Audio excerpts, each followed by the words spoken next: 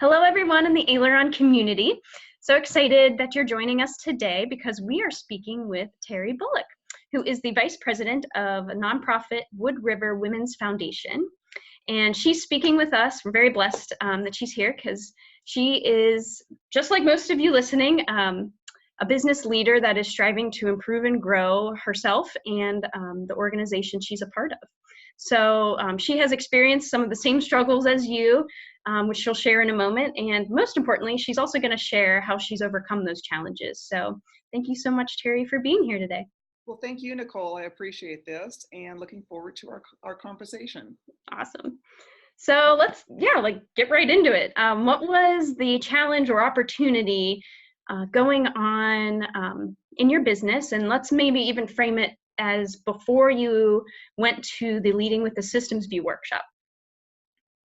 I think the issue for me was, as a new board of directors member and then becoming the new vice president, I realized that our board of directors needed a way to systematically engage with each other, speak with each other, set specific goals, just have a common aim. We have several different communities within our foundation of over 350 women. So Wow. I felt it was important to have a systematic way of really managing and moving our foundation forward. Cool. So it sounds like you had some great intuition to tell you needed that. Was there any symptoms, like anything specific things that made you realize that? Well, for one, I mean, looking at the committees were setting their own goals. They were doing what they thought that they needed to do, but sometimes it would conflict with another committee. And so instead of being a collaborative organization, we were really a little bit disjointed to where everybody thought they were doing the right thing, but we weren't all reaching the same goal. Absolutely. Yeah, it sounds like, we all know humans and people are well-intentioned, but as soon as you put a goal out there, it could conflict. That's right. And everybody has great ideas. They really want to move the foundation, this nonprofit, forward, and they have a lot of institutional knowledge, but we all have to make sure that we're thinking in a systematic way, that we're engaging, that our language is looking for the good of the whole versus individuals. So yeah, there was a lot of opportunities that I was able to see. That's cool. That's awesome. And so it sounded like you probably had some expectations going into the Leading with the Systems View workshop. Tell me about that experience. Were those expectations met? Were they different? Well, it's interesting because I think that the more we learn and the more we are exposed to this systems way of thinking, when we start talking in our board of directors meetings, we start using different language, and we have a heightened sense of understanding when we speak about collaboration and when we speak about what is our aim, what is it that we as an organization, as a foundation, where do we want to go, what are our goals for 2018, then when we are all clear on that, how can all of the committees move us in that direction collaboratively? So I definitely noticed that there was common language, there was more engagement, there was more direction toward where we're going to take our foundation, and we were doing it systematically. Now, we're not perfect. Sure. This is a journey, but I can see that the journey is definitely progressing and feeling very, very optimistic on where we're going with it. That's awesome. Yeah, describe a little bit, because knowing how, large, if you go down to the committee level, even how large the organization is, I am just curious how, did you all go to the workshop? Like, how did you all get on the same page? It sounds like you are now. So just if you could go in a little more detail there. Well, actually, we didn't all go to the workshop, but we are so fortunate to have Kevin Cahill himself living here in the Wood River Valley. And Kevin Cahill is the grandson of Dr. Edward Deming. So he has been so generous with not only his time, but also with scholarships for people in the Valley to be exposed to this systems learning. And Kevin actually has come to our board of directors meetings several times over the past year. So he has been sharing bits and pieces of this whole systems view thinking to our board. And then after that, myself and then another board member who you've spoken to, Kat Vandenheuvel, she and I really continue to drive that language and pull the board back when they take a step backwards. So, we have several people in the Valley that continue to help us with this journey. That's awesome. It really speaks to the community of peers and continual learning. Um, I am curious, one of those moments where you felt like you were being pulled back, do you mind sharing one of those? Because I'm sure, well, we can all relate. Well, I mean, we have such great board of directors, and every term expires at a different time. So we Mm, have some board of director members that have been on the board for several years. mhm. And so with a new idea or a new thought, or we're trying to change the way we talk to each other, we may have one or two of the members, oh, we've always done it this way, and this is fine the way we have it, and we don't need to change. So it's really not opening the door to new ideas, expanding your mind to what could happen. And so Mhm. we just need to keep reminding people to, let's look at what the benefit is. Let's look at where we can take this. Let's look at how we can move this needle. And I think they're coming around. I mean, it's definitely slower for some and more progressive for others, but over the whole, I think that we're making progress. That's awesome. It definitely sounds that way. And if you could help connect the dots for me a little bit too, in that I know you mentioned you went to the Leading with the Systems View workshop.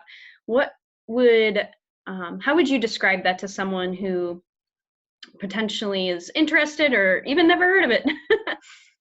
Right. Well, I think for me, what I had to do was really sit down and say, where is our point of pain? Hmm. Where are we really stumbling?